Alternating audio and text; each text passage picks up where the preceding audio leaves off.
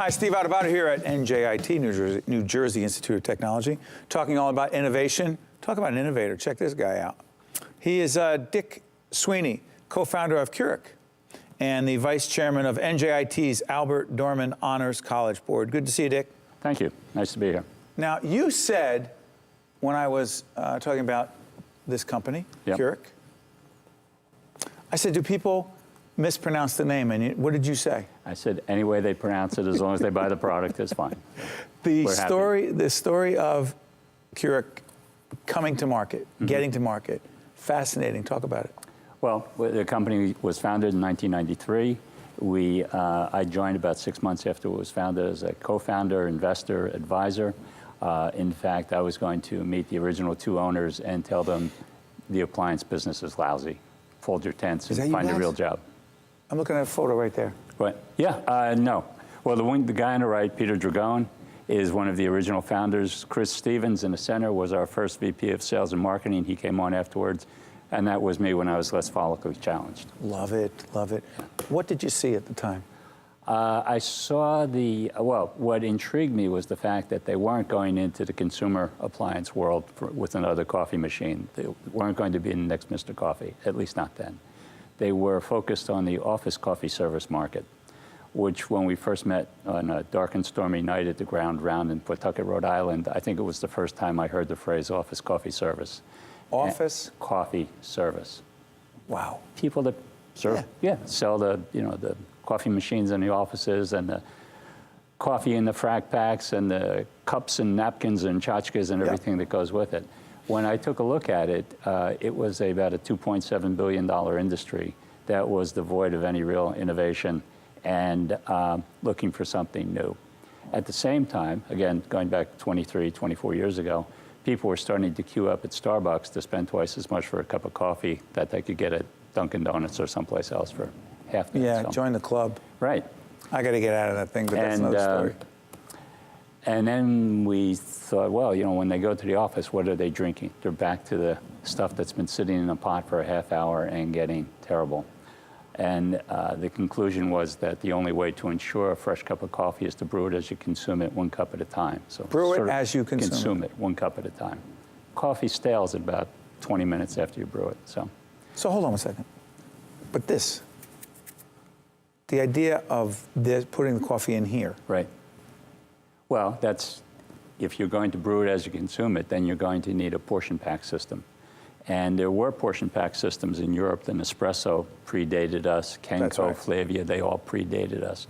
But they had been European systems designing coffee for a short cup, so you get a little 6 ounce espresso, max. a single or a double. Right. Different. This is different. We were looking for a minimum of an 8-ounce cup to start, and we've been able to refine the product to where we can confidently deliver 14 or 16 ounces. The original prototype, what did it look like?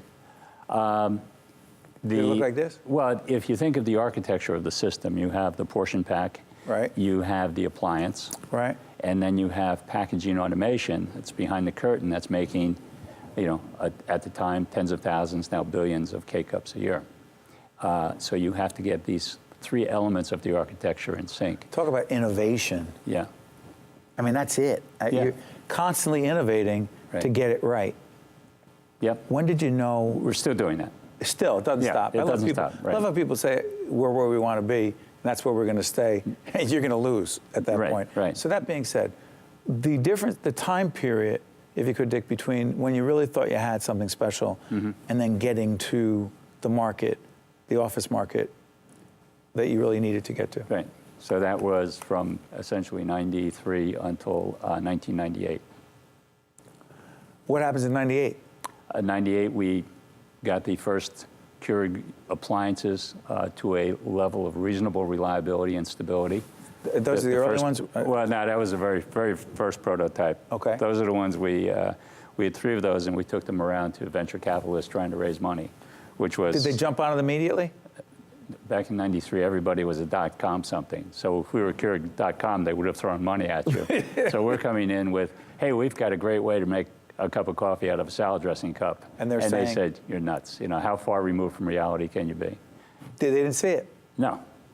Well, finally, we had a couple that did, but it wasn't love at first sight. Wow. help us on this. When it first gets into the offices, is it a hit immediately? Yes, that was the great part, because people would look at it and try and understand what to do with it. I mean, one of the early educational points we had was people, you know, any self-serving American will look at a plastic cup with a foil lid and say, I've got to remove this. Yes. And So now that's, they're but looking they don't at, understand. It goes right in. You do Right. not take it off. Yeah, do not. And then the machine does what the Right. That Now was it brews that it. was tough. Yeah, But what happens when they realize I don't have to do anything? They loved it. they loved it. And to this day, people that experience it for the first time, it's a wow factor. Wow, this thing works. And the aroma is fresh, and it delivers a great taste. So there are a lot of reasons. The sales and marketing teams, I've always been on the operations side. The sales and marketing teams will tell you that it's their wonderment that grew the company. My personal opinion is that we've gotten the American consumer used to drinking a fresh cup of coffee every time.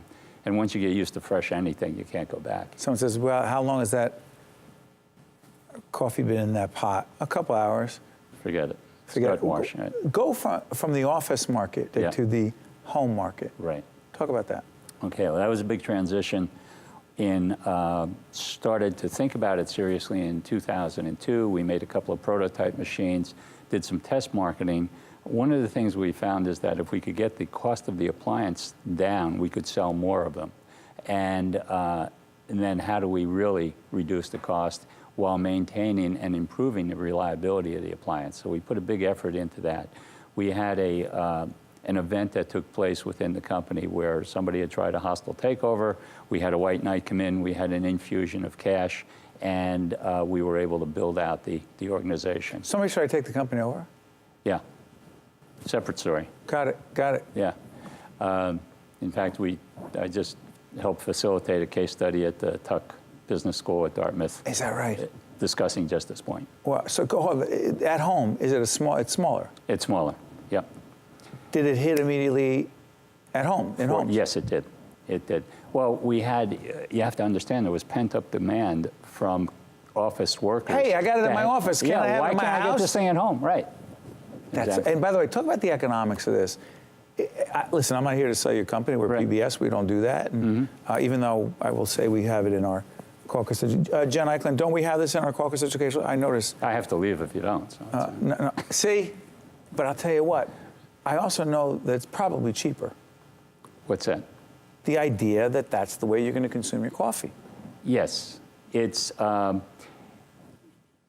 a cup-for-cup Economies of basis. scale. Yeah, economies of scale, and the fact that what you brew, you're consuming. You're not making a pot wasting. and throwing half a pot away, right? So if you go through the whole life cycle analysis, it's pretty beneficial. Before I let you out of here, describe your role here at the New Jersey Institute of Technology. Well, I was recruited by Joel and Joel Bloom, Dr. Joel Bloom, president. right? And You're an alum? Yeah. Okay. He was a night school after coming back from the Vietnam, and then Got it. I got probational acceptance, and made it 8.5 years later, got my degree. Got it. So what's the connection here now? Well, as the vice chairman of the Dorman Honors College Board of Visitors, we helped develop the strategy, work with the Honors College administration to help them raise money, look at the strategy, recruit and maintain a high caliber of students, which has improved every year in the last 20 years since I've been affiliated with Final the board. question. Great, important advice for budding innovator entrepreneur is? Persistence. Build great teams and persistence. Persistence, Right. including dealing with rejection. Absolutely. So, Part of the game, isn't it? yeah. Well, what's been fun, though, as I look back over 23 years, is that I've had the opportunity to help incubate something that's created jobs. So that's pretty cool. Nothing better than that. Right. Dick Sweeney is co-founder of Keurig and also the vice chairman of NJIT, Albert Dorman Honors College Board. Thank you, Dick. Appreciate it. Thank you. Well done. Stay right Appreciate there. it. Stay right there. Don't go anywhere. Okay. We're having a cup of coffee. Be right back right after this.